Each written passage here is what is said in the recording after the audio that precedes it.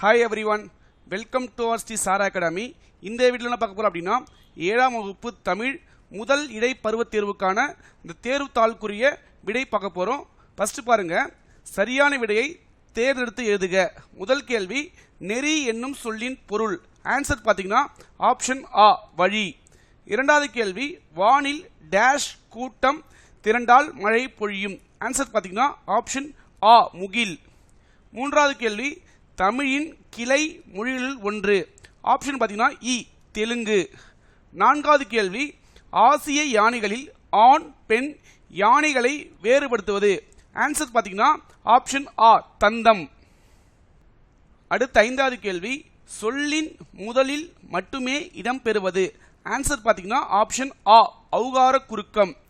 Next ஆறாவது கேள்வி, dash செல்வம் சான்றோர்களால் ஆராயப்படும். ஆன்சர் பார்த்தீங்கன்னா ஆப்ஷன் இ, பொறாமை உள்ளவன். ஓகேவா, 1 மார்க் எல்லாமே ரொம்ப ஈஸியாக கொடுத்துருக்காங்க. நெக்ஸ்ட் பாருங்க, 2ஆவது மாற்று 2 மார்க்ஸ் கொடுத்துருக்காங்க. மொத்தம் 4 கொஸ்டின் எழுதணும் நம்ம. ஓகேவா, 2 மார்க்ஸ் எல்லாமே பார்த்தீங்கன்னா நம்ம டியூஷனில் பசங்களுக்கு படிக்க வச்ச கொஸ்டின் தான் கொடுத்துருக்காங்க. ரொம்ப ரொம்ப ஈஸியாக கொடுத்துருக்காங்க. ஈஸியாக 4 2 மார்க் எழுதலாம் நம்ம.